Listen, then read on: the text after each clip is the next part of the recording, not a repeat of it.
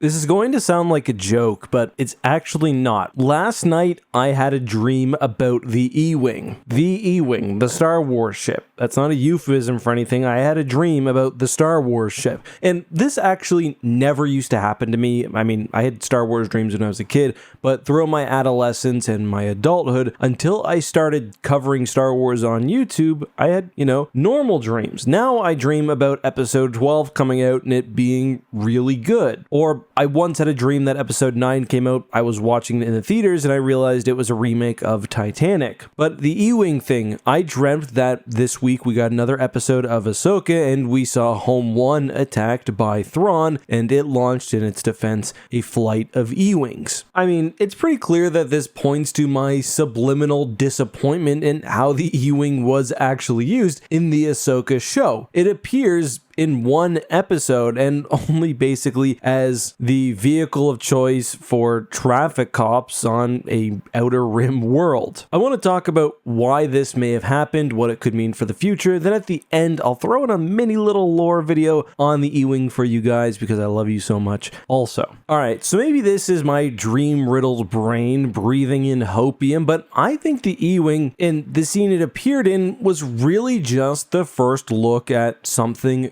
greater. Now, it's very possible that they just created the E-Wing because they knew it would make the cost that it took to design the ship and model it and everything else back in Lego sales because there was an E-Wing Lego set. But honestly, I think that's somewhat unlikely. We know that these Disney Plus shows are very, very ambitious when it comes to television, but somewhat limited in terms of budget. I mean, not limited compared to an ordinary TV show, but limited compared to movies. More often than not, if they need an alien, it'll be one of the pre-existing alien types. Nyctos, Rhodians, you all know the ones I'm talking about. So for me, the fact that they introduced these new ships, well, it's not nothing. And of course, it wasn't just the E-Wing, it was also the New Republic cruiser, which, as I've talked about a million times on the channel, not only was a unique design, but also gets talked about several times, with its newness being a point of discussion. But as you can probably guess, my point is I don't think they designed the E-Wing unless they intend to bring it back in future episodes.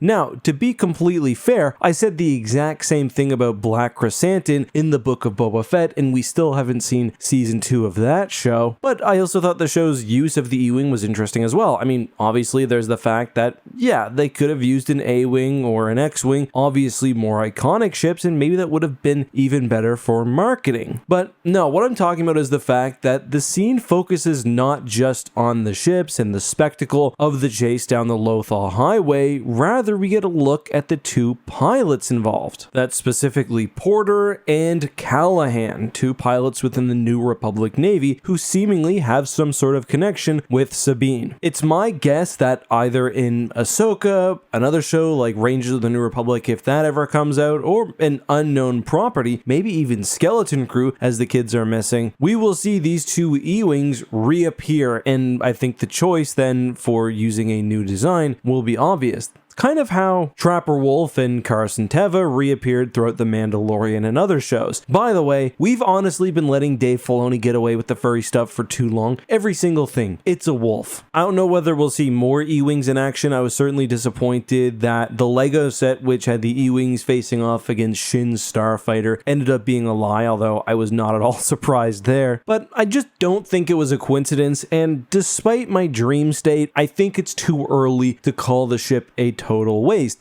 especially because the design is so beautiful. I mean, it took every element of the E-Wing and basically perfected it while removing my least favorite feature, the canopy gun. My dream at some point is to see sort of a mixed canon and Legends New Republic task force led by a Starhawk, flanked by a captured Star Destroyer, escorted by Nebulon Bs, the new Republic frigate, Mon Calamari cruisers, Hammerhead corvettes, and more, as E-Wings B-70 X-Wings and more are launched from the hangar bays. But with that out of the way, I'm sort of holding on to that one for a while, I do just want to give a basic lore overview of the E-Wing. As many of you know, it was originally a Star Wars Legend ship. It's actually one of my favorite designs, and people have held up that, hey, it was basically the alternative to the X-Wing developed by the New Republic in the post-Endor era. Whether it was the alternative to the X-Wing, maybe the A-Wing, it certainly was meant to be a next-generation fighter, though practically, if you read the novels, sort of the core ships from the original trilogy would remain much more prominent. Occasionally, you'd have someone like Anakin Solo flying somewhere in an E-Wing.